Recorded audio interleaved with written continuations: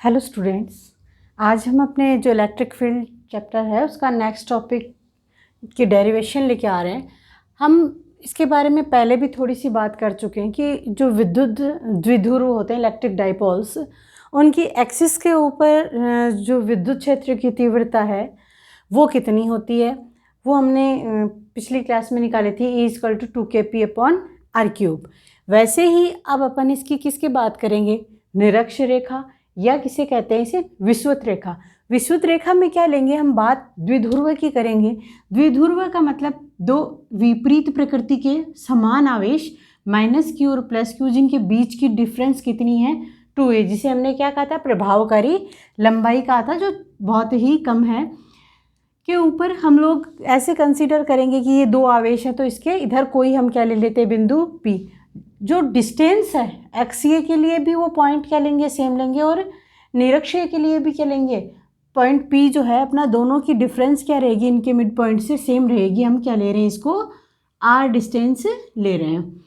इस बिंदु O से, जो इन दोनों से क्या है, A और B के बीच में है, O से इसकी डिस्टेंस कितनी है, R डिस्टेंस है।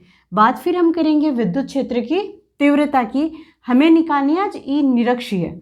तो यहाँ जो +q आवेश है उसके कारण जो विद्युत क्षेत्र की तीव्रता है उसकी डायरेक्शन किधर जाएगी, इससे दूर जाएगी। और -q के कारण अगर हम क्या ले लेते हैं, इसकी E2 विद्युत क्षेत्र की तीव्रता ले लेते हैं, तो ये किधर आएगी, इसकी डायरेक्शन कहाँ रहेगी, अंदर की ओर रहेगी। साथ में हम बात करते हैं कि जैसे ये और इनके जो बीच की दूरी है, यहाँ एक तरीके से ये क्या हो गया, लंब हो गया, तो ये अपना क्या बन गया, एक समकोण त्रिभुज बन गया, जिसमें इसका एक दूरी कितनी है a और एक क्या है r। तो यहाँ से ये कर्ण होता है, तो समकोण त्रिभुज के नियम से अपन क्या लिख सकते हैं, इसको r² प्लस क्या हो गया, a²। इसी तरीके से ये a है, ये r है, तो ये अपना क्या हो जाएगा, √r² प्लस a²। हम क्या करेंगे, ये जो E1 और E2 है, इन दोनों के मान अपन निकालेंगे, दोनों बिंदुओं के लिए, -q आवेश और +q आवेश के लिए। तो यहाँ सबसे पहले अपन बात क्या करते हैं, इनमें जो इनकी इसकी क्या है, लंबवत और जो समांतर इनके क्या हैं, घटक हैं, उनकी बात कर लेते हैं। तो ये कोण क्या है हमारा, थीटा। ये कोण क्या हो गया, थीटा। और ये बिंदु क्या हमारा है, P।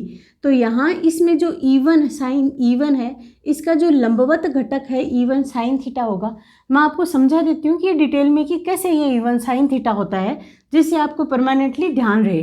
देखो ये कोण यहाँ से क्या हो गया, ये इन दोनों का बहिष कोण है या नहीं है, ये तो यहाँ ये 2 थीटा कोण है। ये क्या बन गया अपना, टोटल कितने डिग्री के होते हैं, जो पूरा त्रिभुज कितना पाई होता है, तो ये वाला एंगल कितना हो जाएगा, π-2 थीटा। ऐसे ही फिर ये जो पूरा एंगल है यहाँ से बाहर निकालेंगे, ये पूरा का पूरा एंगल कितना आ जाएगा अपना, π-2 थीटा होगा या नहीं होगा। तो यहाँ से अपना कितना बचा, 2 थीटा बचा। इन दोनों का परिणामी मतलब इनका हाफ थीटा थीटा आ जाएगा, दोनों थीटा थीटा ये हो गए। यहाँ से अपन बात किसकी कर रहे हैं, तो ये जो एंगल है ये वाला कितना हो जाएगा, 90 - थीटा होगा कि नहीं होगा। अब यहाँ अगर कोई लंब खींचते हुए अपन इसको समकोण त्रिभुज की बात करते हैं, तो ये इसका क्या हो जाएगा, आधार, ये इसका क्या हो जाएगा, कर्ण। ये आधार बटा कर्ण क्या होता है, cos थीटा होता है या नहीं होता। यहाँ cos थीटा की जगह क्या लिख देंगे, 90 - थीटा है, तो यहाँ आधार है ये वाला जो इसका, ये कितना हो जाएगा, कर्ण कितना है इसका, E1, और cos 90 - थीटा कितना हो जाएगा, E1 साइन थीटा। और इसी प्रकार अगर अपन इसकी बात करते हैं, ये आधार है, तो इसके लिए क्या जाएगा, ये E1, और ये क्या आ गया अपना cos थीटा, ये इसकी एक्सिस के लिए।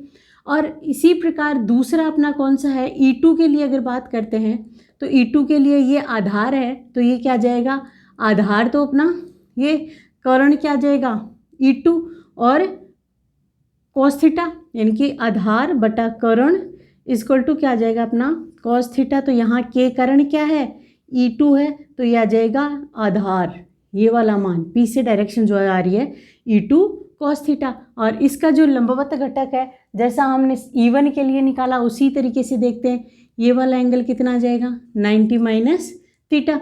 तो यहाँ से वही आधार का मान निकालेंगे, cos 90 - थीटा, तो इसके लिए भी आधार जो E1 वाले के E2 वाले के लिए क्या आ जाएगा, E2 साइन थीटा।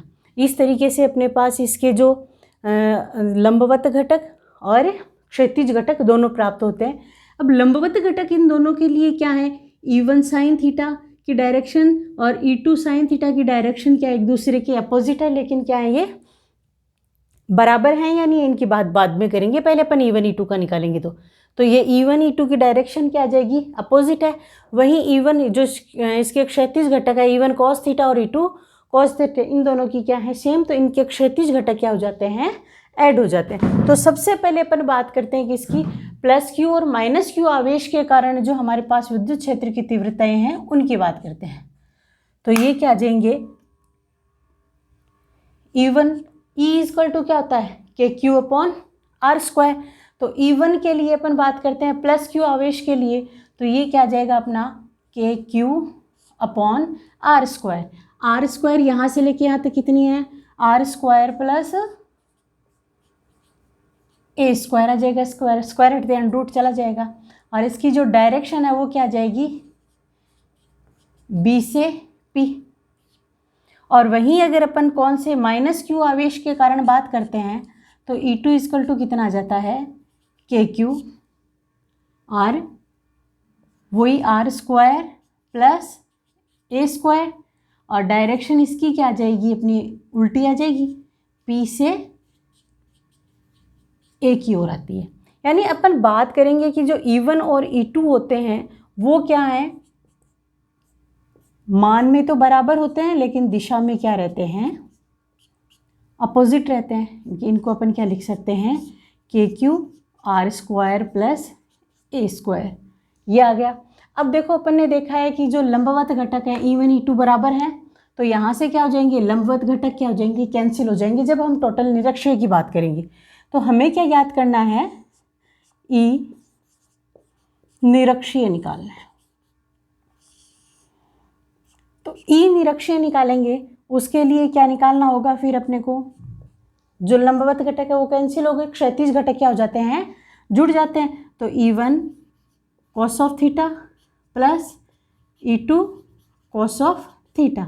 यहाँ ध्यान देना है कि यहाँ जो डायरेक्शन क्या है इनके अपोजिट है, तो डायरेक्शन के लिए निशान क्या ले लिया हमने, नेगेटिव। तो अपन इसको क्या लिख सकते हैं यहाँ से कि 2E1 cos of theta minus P cap लिखो, या इसको क्या लिख दो, 2E2 cos of theta minus का पी कैप लिखो। दोनों में से कोई भी मान लिखो, अपने पास क्या आ जाएगा। अब E1 और E2 की अपने पास क्या है, वैल्यू है। हम cos थीटा का मान भी निकाल सकते हैं। cos थीटा का कैसे निकालेंगे, अभी कोई भी एक भी अपना इसमें से ट्रायंगल ले लेते हैं। जैसे POA वाला अपन ने क्या ले लिया, ट्रायंगल ले लिया। तो यहाँ से क्या आ जाएगा, वही cos थीटा इक्वल टू अपना फॉर्मूला होता है आधार अपॉन कर्ण। आधार यहाँ पे क्या है, A है, और कर्ण क्या है यहाँ पे, ये वाली डिस्टेंस आ जाएगी। तो क्या आ जाएगा, ये आर स्क्वायर प्लस क्या आ गया, ए स्क्वायर। तो यहाँ से अपने पास क्या लिख देंगे, E1 का मान तो इनमें से पुट कर देंगे कि 2KQ upon R square plus क्या आ गया, ए स्क्वायर, और इनटू वहाँ से मान किसका लिख देंगे, cos थीटा का। तो ये क्या आ गया, A upon under root R square plus A square. इसको जब अपन सॉल्व करते हैं, ये ऊपर वाला क्या लिख देंगे, के बाहर आ गया, 2AQ अपॉन ये नीचे वाला आ जाएगा, जोड़ेंगे तो R square plus A square की पावर क्या आ जाएगी, 3/2। और ये अपनी डायरेक्शन क्या आ गई, माइनस का पी के। अब देखो हमें पता है द्विध्रुव के लिए अपन ने बात की थी, P इक्वल टू क्या होता है, 2AQ होता है। तो यहाँ से क्या मान लिख देंगे अपन, E निरक्षीय के लिए क्या आ जाएगा अपना, KP, इसका मान पुट कर दिया हमने P अपॉन क्या आ गया। अब साथ में ही अपन क्या करेंगे कि जो A है वो क्या है, बहुत ही छोटा है R से, तो जो A स्क्वायर है उसको क्या मान लेंगे अपन, नगण्य मान लेंगे। तो ये जो नीचे मान पुट आएगा वो क्या आ जाएगा, r²3/2, 2 से 2 कैंसिल हो गया तो अपने पास क्या बन गया r³ और ये अपनी डायरेक्शन आ गई क्या -p। ये अपने पास क्या आ गया निरक्षीय के लिए मान आ गया। डायरेक्शन नहीं लिखो तो अपन क्या लिख सकते हैं इसका कि E निरक्षीय इक्वल टू अपन ये भी लिख सकते हैं इसका मान Kp/r³।